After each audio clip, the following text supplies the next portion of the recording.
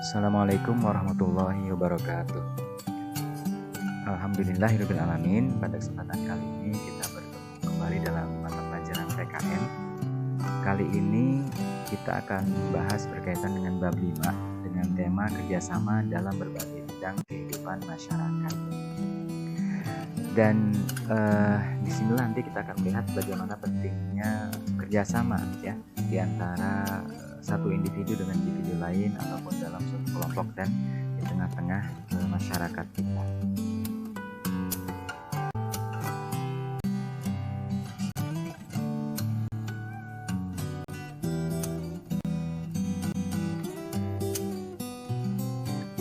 Ini adalah tujuan pembelajaran dari bab 5 dalam keadaan normal ya, yang sekiranya bisa dilakukan insya Allah sebagaimana tertulis di sini.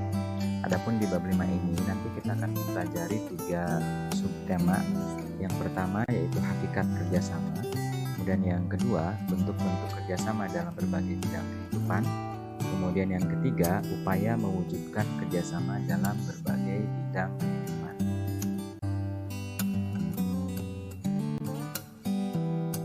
Nah, ini adalah contoh kerjasama di lingkungan sekolah ya. Dalam gambar ini terlihat beberapa orang siswa melakukan kerjasama dalam melakukan aktivitas piket kelas ya. Jadi setiap orang di sini memiliki tugasnya masing-masing. Ada yang menyapu, ada yang membersihkan papan tulis ya, ada yang membersihkan jendela, kemudian juga membersihkan meja ataupun kursi ya, yang kesemuanya punya peran masing-masing, dan ini tidak bisa dilakukan secara perorangan atau individu karena sudah ada pembagian secara berkelompok ya melalui tugas piket kelas. Kalaupun misalnya dikerjakan secara sendiri-sendiri tentu akan memakan banyak waktu dan juga menguras tenaga ya, menguras energi. Karenanya kemudian dibuatlah tugas piket kelas bagaimana yang terlihat dalam gambar ini. Nah, ini baru dalam lingkungan sekolah. Belum nanti kita lihat bentuk kerjasama lain di lingkungan keluarga ataupun juga di masyarakat dan juga di lingkungan berbangsa dan bernegara. Hakikat kerjasama. Sebagaimana yang antum ketahui bahwasanya Allah Subhanahu wa taala menciptakan manusia ini berbagai macam perbedaan di dalamnya ya, beraneka ragam bentuk, beraneka macam pemikiran ya, bentuk fisik dan sebagainya. Kemudian dan diciptakan juga oleh Allah Subhanahu wa taala manusia itu berbangsa-bangsa ya, dengan segala keanekaragamannya. Karenanya kemudian kita diperintahkan untuk saling kenal mengenal ya, saling mengenal satu sama lain sehingga nanti bisa mengetahui siapa gitu ya teman kita dan seterusnya. Dari sana nanti diharapkan akan muncul rasa persaudaraan ya, apakah itu lingkup persaudaraan sama kaum muslimin ataukah juga sebatas bersaudara di luar batas agama yang kita miliki, yang kita anut ya. Kemudian dengan adanya beraneka ragam manusia dengan bermacam-macam perbedaan tadi, maka dibutuhkan ya adanya kegiatan atau suatu aktivitas kerjasama. Apa itu kerjasama? Nah, di sini nanti kita akan coba lihat secara etimologis ya. Secara etimologis, istilah kerjasama ini berasal dari bahasa Inggris cooperation, yang artinya kerjasama atau bekerja bersama-sama ya. Kerjasama merupakan kegiatan bersama antara dua orang atau lebih untuk mencapai tujuan yang sama. Jadi kalau ada orang yang bekerja sama, minimal itu dilakukan oleh lebih dari satu orang ya, 2 orang lah, untuk mencapai tujuan yang sama. Jadi tujuannya itu pasti memiliki persamaan. Tidak mungkin tujuannya itu nggak nyambung gitu ya, atau berbeda-beda. Nah, ini adalah arti dari kerjasama, yaitu kegiatan yang dilakukan secara bersama-sama untuk mencapai tujuan yang sama.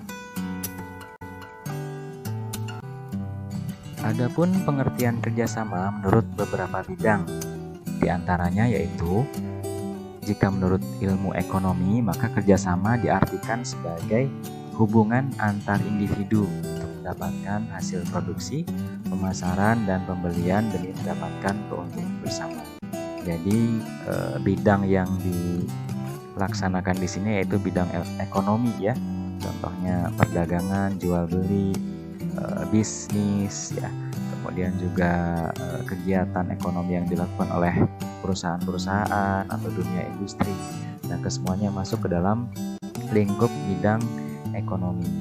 Kemudian pengertian kerjasama menurut ilmu sosiologi yaitu diartikan sebagai segala aktivitas yang bertujuan untuk mendapatkan keuntungan bersama antar pihak terkait dalam kacamata sosiologi. Adapun berdasarkan ilmu ekologi yaitu diartikan sebagai kegiatan bersama yang saling menguntungkan antar organisme dalam cakupan wilayah. Jadi berkaitan dengan organisme yang menetap di suatu wilayah yang kemudian melakukan aktivitas bekerja sama ya, atau aktivitas saling membantu di antara mereka.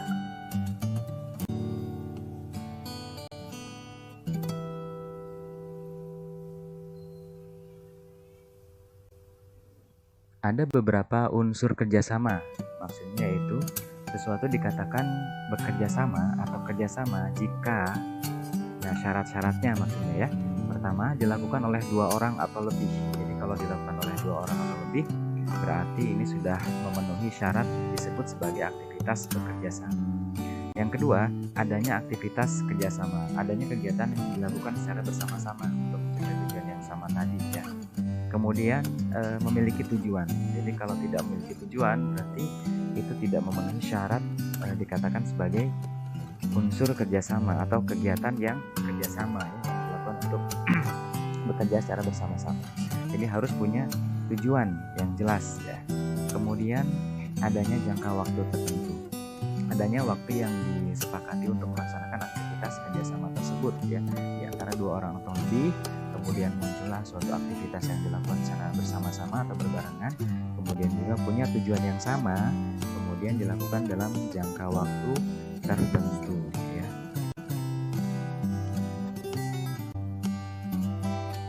Kemudian mungkin ada pertanyaan dari antum, apa sih alasan manusia melakukan kerjasama? Nah, kerjasama menjadi kebutuhan setiap orang. Ada beberapa alasan yang mendorong seseorang melakukan kerjasama. Pertama, dorongan atau motivasi memperoleh penghargaan atau rewards, atau khawatir akan mendapat hukuman atau punishment. Jadi kemudian melakukan aktivitas kerjasama. Kemudian yang kedua, dorongan atau motivasi kesetiaan terhadap profesi, pekerjaan atau perusahaannya. Kemudian yang berikutnya, motivasi moral. Kemudian yang keempat, motivasi menjalankan keahlian. Yang kelima, motivasi sikap hidup. Yang keenam, dorongan atau motivasi kepatuhan terhadap kekuasaan. Nah, ini alasan-alasan yang muncul atau melatar belakangi seseorang atau manusia itu melakukan kerjasama dengan manusia lainnya ya. Kalau tadi di awal dicontohkan siswa-siswi yang melakukan aktivitas kerjasama untuk melaksanakan piket kelas ya, itu di lingkungan sekolah. Mungkin antum di rumah juga bisa bekerjasama dengan kakak antum ataupun adik antum untuk membersihkan rumah, misalnya mengepel lantai rumah, cuci piring, bersihkan tempat tidur ya, menyapu halaman rumah. Kemudian di lingkungan masyarakat bisa dalam kegiatan kerja bakti ya, membersihkan selokan di tengah-tengah masyarakat, kemudian juga memperbaiki jalan yang rusak sekitar tempat tinggal atau rumah antum ya, dan lainnya.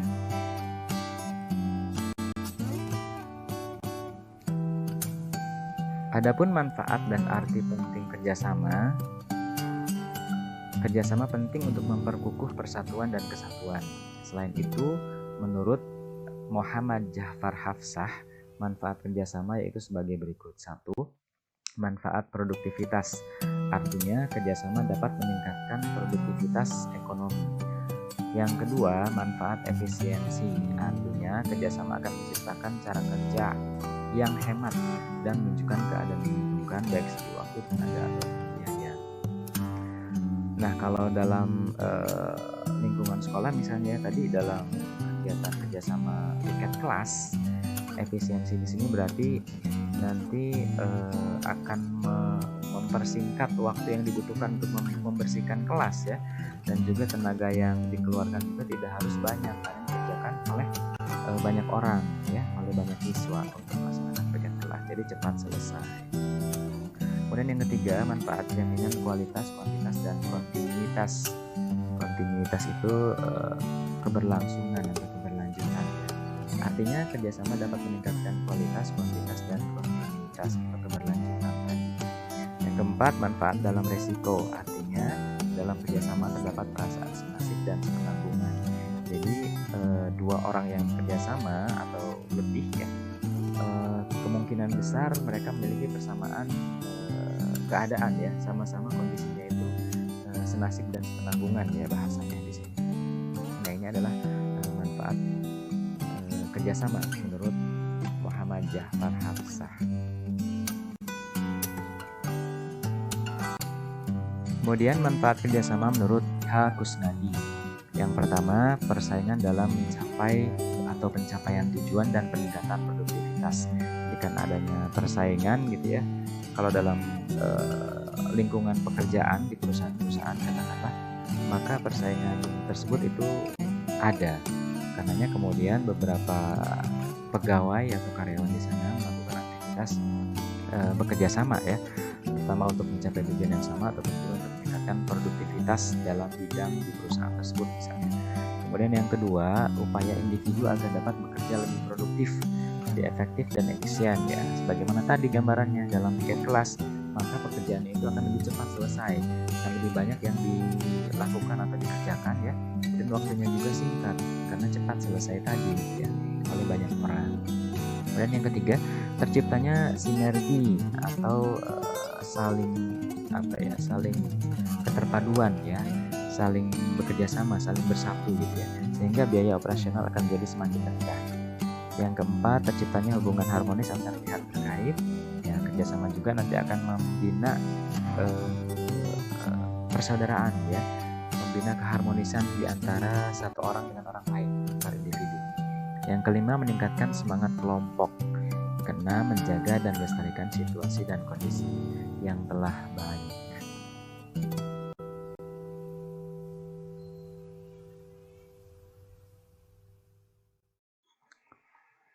B. Bentuk-bentuk kerjasama dalam berbagai bidang kehidupan. Yang pertama, dalam bidang sosial dan politik. Kedua, ekonomi. Yang ketiga, kerjasama dalam bidang antar umat beragama. Yang keempat, kerjasama dalam bidang pertahanan dan keamanan. Nanti kita akan lihat lebih jauh tentang bentuk kerjasama ini ya. Pertama, kerjasama dalam bidang sosial politik. Bentuk-bentuk kerjasama sebetulnya antum pernah melakukan ataupun melihat dalam kehidupan sehari-hari, baik itu di lingkungan sekolah, keluarga, di masyarakat, ataupun dalam kehidupan berbangsa dan bernegara. Kemudian bentuk kerjasama dalam bidang sosial politik di sini dilandasi oleh sila keempat dari Pancasila, yaitu kerakyatan yang dipimpin oleh hikmat kebijaksanaan dalam permusyawaratan perwakilan. Nah, di sila keempat ini merupakan landasan kehidupan sosial politik masyarakat Indonesia. Pada prinsipnya, sila keempat ini menegaskan bahwa bangsa Indonesia akan memelihara dan mengembangkan kehidupan yang saling mengedepankan musyawarah dalam mencapai mufakat, dalam mencapai keputusan bersama. Contohnya misalnya dalam hal aktivitas pemilihan umum atau pemilu ya. Kalau kemarin ya mungkin sempat pilkada ya, pemilihan kepala daerah, atau lingkup lebih kecilnya adalah pemilihan kepala desa ya. Biasanya kan suka ada tuh kampanye calon kepala desa di suatu desa tertentu untuk kemudian dipilih lewat pemilihan kepala desa atau lurah ya. Ini contoh-contoh dalam bidang sosial politik. Kedua, kerjasama dalam bidang ekonomi. Kerjasama dalam kehidupan ekonomi diatur dalam pasal 23A dan 33 ayat 1 Undang-Undang Dasar Negara Republik Indonesia tahun 1945. Pasal 33 itu berbunyi, perekonomian disusun sebagai usaha bersama berdasar atas asas kekeluargaan. Jadi di sini merujuk pada lembaga koperasi ya, yang merupakan perwujudan badan usaha seperti yang diharapkan pada pasal 33 ayat 1 UUD Negara Republik Indonesia tahun 1945. Jadi ini kerjasama dalam bidang ekonomi, contohnya atau bentuk realnya yaitu dalam wujud koperasi, lembaga koperasi.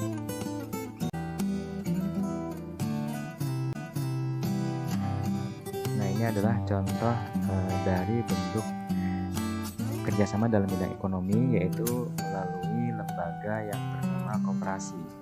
Koperasi itu merupakan suatu badan usaha yang beranggotakan orang-orang dan badan hukum dengan berlandaskan prinsip kerjasama dan asas kekeluargaan. Biasanya kalau di suatu perusahaan misalnya, ataupun di suatu desa ataupun di sekolah, itu terkadang ada yang namanya koperasi ya, dengan segala macam aktivitasnya, dengan segala macam individu yang menjadi anggotanya ya. Dan prinsip yang digunakan dalam koperasi ini sebagaimana tertulis di sini, yaitu mengedepankan prinsip kerjasama dan juga kekeluargaan.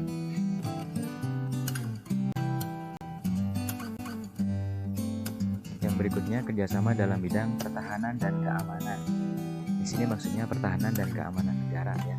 Kerjasama dalam bidang kehidupan pertahanan dan keamanan negara diatur dalam pasal 27 ayat 3 yang berbunyi setiap warga negara berhak dan wajib ikut serta dalam upaya pembelaan negara. Serta pasal 30 ayat 1 Undang-Undang Dasar Negara Republik Indonesia tahun 1945 yang berbunyi tiap-tiap warga negara berhak dan wajib ikut serta dalam usaha pertahanan dan keamanan negara. Itu bunyi dua pasal yang melandasi bidang pertahanan dan keamanan. Kemudian menurut Afandi, 5 nilai dasar bela negara yaitu sebagai berikut. Yang pertama, keyakinan Pancasila sebagai falsafah dan ideologi negara. Yang kedua, memiliki kemampuan awal membela negara baik fisik ataupun non fisik. Kemudian yang ketiga, rela berkorban untuk bangsa dan negara. Yang keempat, kesadaran berbangsa dan negara. Yang kelima, cinta tanah air. Nah, ini merupakan 5 nilai dasar bela negara menurut Afandi. Kalau kita lihat ke zaman sekarang ya, di beberapa negara sudah menerapkan kewajiban membela negaranya masing-masing ya, atau wajib militer nanti maksudnya, seperti di negara Korea Selatan ya, ataupun beberapa negara lainnya di Asia. Ada beberapa aturan yang mengharuskan warga negara mereka itu masuk wajib militer, sehingga mereka memiliki kemampuan militer dasar yang dapat digunakan sewaktu-waktu ketika negara mereka itu diserang oleh musuh. Sehingga nanti ketika mereka sudah lepas dari wajib militer itu sudah selesai, maka mereka kembali ke masyarakat seperti biasa. Tapi sewaktu-waktu dibutuhkan dalam kondisi negara itu diserang oleh musuh, maka si anggota masyarakat ini yang sebelumnya sudah masuk wajib militer itu bisa ditarik kembali oleh negara mereka untuk membela negara. Itu tujuan. Berikutnya yaitu bentuk kerjasama antar umat beragama. Ya, ini dilandasi oleh pasal 29 ayat 2 Undang-Undang Dasar Negara Republik Indonesia tahun 1945. Kerjasama antar umat beragama ditandai dengan adanya sikap saling menghormati umat seagama dan berbeda agama, saling menghormati lembaga keagamaan yang seagama dan berbeda agama, serta saling menghormati hak dan kewajiban umat beragama. Jadi sebagaimana yang antum pahami, di Indonesia diakui 6 agama ya, ada agama Islam, Kristen Protestan, Kristen Katolik, Hindu, Buddha, dan Konghucu. Kemudian di sini nanti akan dikenal juga istilah tri kerukunan beragama yang terdiri dari kerukunan intern antar umat beragama, kemudian kerukunan antar umat beragama, dan yang ketiga kerukunan antar umat beragama dengan pemerintah. Nah, ini disebut dengan tri kerukunan beragama atau 3 kerukunan beragama. Jadi kerukunan internal umat beragama, kerukunan antar umat beragama, dan yang ketiga kerukunan antar umat beragama dengan pemerintah. Nah, ini bentuk kerjasama antar umat beragama. Namun perlu kita perhatikan juga di sini bentuk kerjasamanya ya, jangan sampai kerjasama antar umat beragama ini tidak sesuai dengan ajaran Islam yang kita yakini. Jangan sampai nanti terkesan rentan mencampur adukan agama atau mencampur baurkan agama ya, yang sebetulnya tidak diperkenankan dalam ajaran Islam ya. Ini harus dilihat dulu bentuk kerjasamanya seperti apa.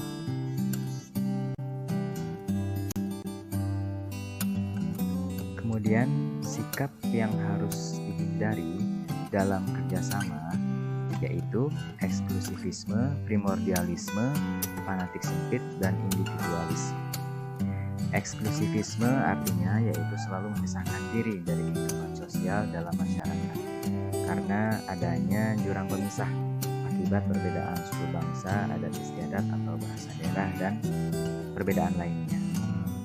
Kemudian kalau primordialisme yaitu perasaan kesukuan yang berlebihan. Kemudian untuk fanatik sempit artinya adalah yaitu merasa diri paling benar gitu ya. Kemudian individualis yaitu lebih mendahulukan kepentingan pribadi, jadi lebih menampakkan sisi egoisme ya kalau dalam bahasa persamaannya.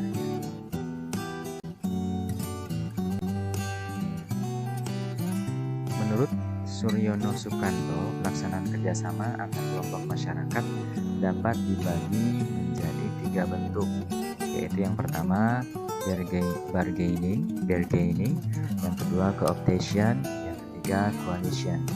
Bargaining artinya yaitu kerjasama antar orang per orang atau antar kelompok untuk mencapai tujuan tertentu dengan suatu perjanjian saling menukar barang, jasa, kekuasaan atau jabatan tertentu. Ini arti dari bargaining ya.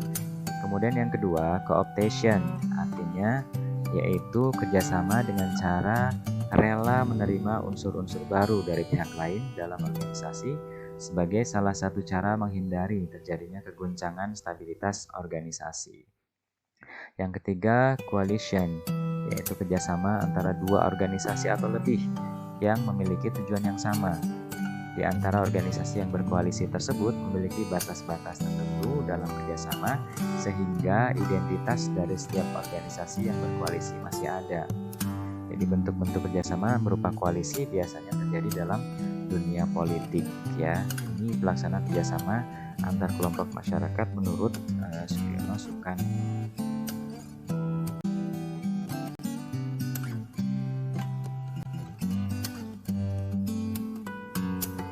Subtema yang ketiga yaitu subtema C, upaya mewujudkan kerjasama dalam berbagai bidang kehidupan. Yang pertama, kerjasama dalam kehidupan keluarga. Anggota keluarga dapat membangun kerjasama dalam menjalankan perannya masing-masing. Dalam satu keluarga ada yang namanya ayah, ibu, dan anak ya. Nah, peran dari anggota keluarga ini memiliki peran masing-masing dan dalam kehidupan seharian nanti bisa terjalin suatu kerjasama, apakah antara adik dan kakak ya, antara ibu dan anak, antara ayah dan anak, sehingga nanti tercipta suatu kegiatan yang dalamnya terjadi aktivitas kerjasama. Misalnya tadi ya membersihkan halaman rumah, ya membersihkan taman, kemudian juga menyapu lantai, membersihkan atap yang bocor misalnya kalau dalam suasana hujan seperti sekarang ya, itu merupakan bentuk dari kerjasama dalam lingkungan keluarga ya. Kemudian juga yang kedua, kerjasama dalam lingkungan sekolah. Yang A, menumbuhkan semangat kerjasama di lingkungan sekolah. Kemudian yang D, mentaati dan melaksanakan aturan sekolah ya. Di sekolah kita pun ada aturan-aturan ataupun tata tertib yang harus antum taati atau patuhi. Dan ini tentu memerlukan kerjasama antara sekolah dengan siswa-siswinya, dengan antum, agar supaya aturan itu bisa dilaksanakan dan dipatuhi oleh semua siswa tanpa kecuali. Yang C, saling menghargai dan memberikan penghargaan. Kalau berprestasi tentu mendapatkan penghargaan ya. Kemudian kalau dilanggar ataupun ada pelanggaran maka dikenakan sanksi atau hukuman. Kemudian yang D, selalu bekerja sama. Kemudian yang E, berpartisipasi aktif menyusun dan melaksanakan aturan sekolah. Yang F, saling percaya. Kemudian yang G, menentukan dan meraih tujuan bersama. Yang ketiga, kerjasama dalam kehidupan masyarakat. Contohnya membangun jembatan yang menghubungkan desa satu dengan dialihi sungai besar. Kemudian dibangunlah jembatan. Kemudian contoh berikutnya membersihkan lingkungan, ya, bersihkan selokan, bersihkan taman, bersihkan halaman rumah, ya.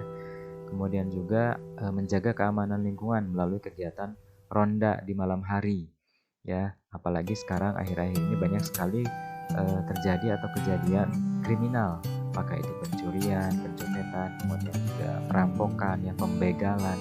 Makanya kemudian dibuatlah kegiatan ronda, ya, siskambling, sistem keamanan lingkungan. Ini di masyarakat, contoh di masyarakat.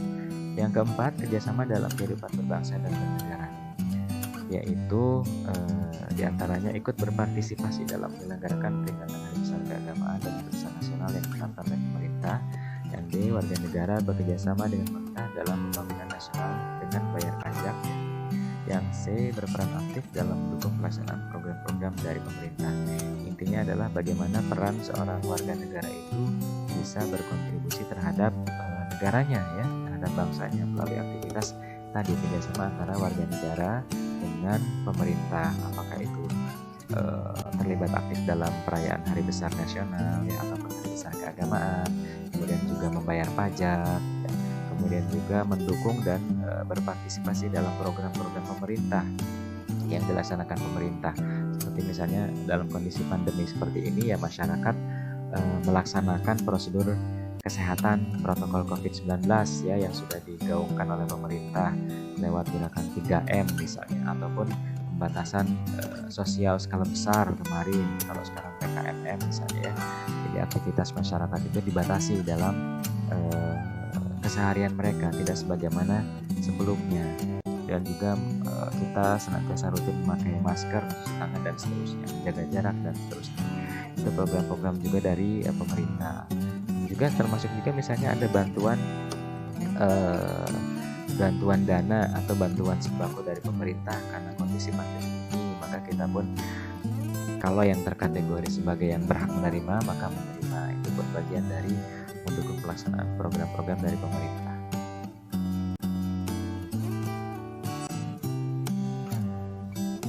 Lalu bagaimana cara menumbuhkan semangat kerjasama? Ada beberapa tips di sini.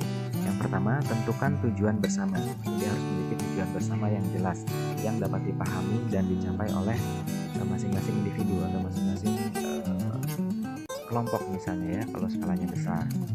Kemudian berpartisipasi secara aktif, jadi ikut serta secara aktif. Kemudian menumbuhkan keyakinan bahwasanya tujuan itu bisa dicapai, atau kegiatan yang dilakukan secara bersama-sama ini akan membuahkan tujuan yang sudah ditentukan sejak awal. Kemudian yang berikutnya, menumbuhkan pandangan positif. Jadi kalau dalam Islam, ya, berhusnuzon, berprasangka baik, ya, sehingga nanti apa yang dicapai, apa yang dituju itu bisa kita laksanakan secara bersama-sama jika menumbuhkan pandangan yang positif, berhusnuzon tadi, memiliki dugaan yang positif, pandangan atau prasangka yang baik. Berikutnya, saling menghargai. Yang terakhir, bekerjasama dengan setiap orang. Nah, ini kemudian cara-cara untuk menumbuhkan semangat kerjasama. Jadi tetap mengedepankan perilaku yang baik, ya, yang berhusnuzon pada orang lain, ya. Demikian anak-anak semua, tema pembahasan di bab 5 tentang kerjasama dalam berbagai bidang kehidupan di tengah-tengah masyarakat.